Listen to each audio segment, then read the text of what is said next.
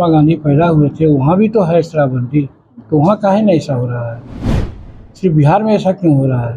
कहीं न कहीं सरकारी तंत्र की कमज़ोरी है। कुछ लोग ऐसे हैं जो इसमें काफ़ी हाथ साफ कर रहे हैं।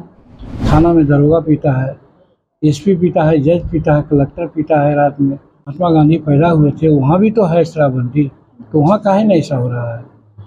सिर्फ बिहार में ऐसा क्यों हो रहा है? कहीं न कहीं सरकारी तंत्र की कमज़ोरी है।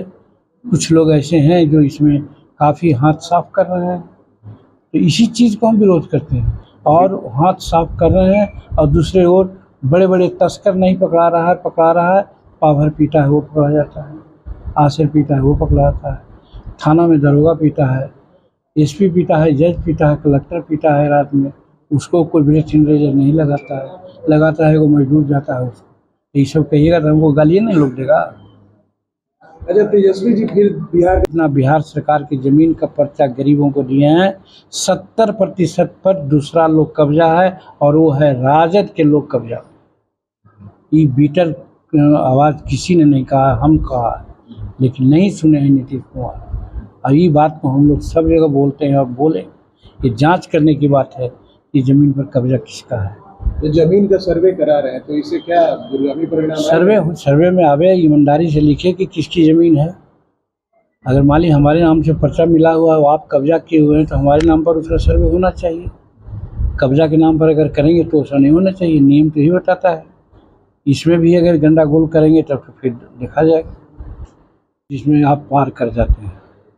एक पानी की धारा ऐसी होती है कि पहुँचते तो आपको उलट के बिक देता है। वेलोसिटी ऑफ द अफेयर्स की बात मैं कर रहा हूँ।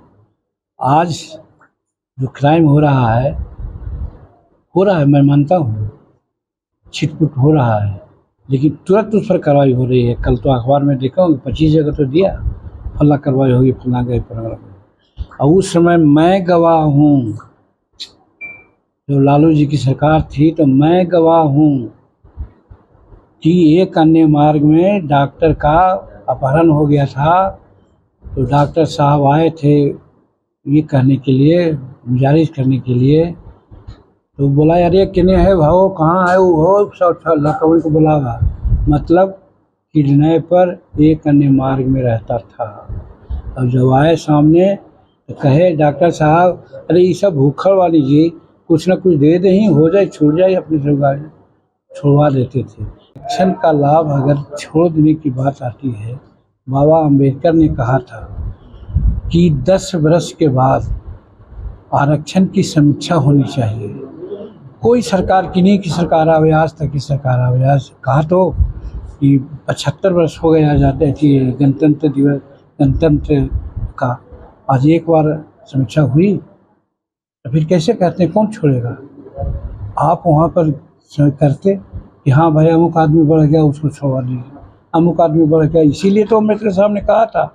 तो जय भीम लोग करता है, अम्बेडकर की जयंती मनाता है, पुण्यतिथि मनाता है, लेकिन अम्बेडकर की बात को क्यों नहीं लोग कहता? वही तो हम कहते हुए चल रहे हैं।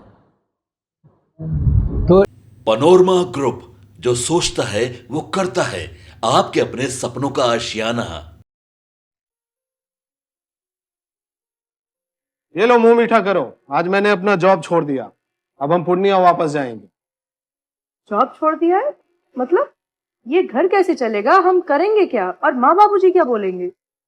इसलिए मैं एक और मिठाई का डब्बा लाया, अपने बिजनेस के लिए लोन अप्रूव हो गया। अरे लोन अप्रूव हो गया वो तो ठीक है, लेकिन पूर्णिया में हम रहेंगे कहाँ? अपना घर भी तो नहीं है वहाँ।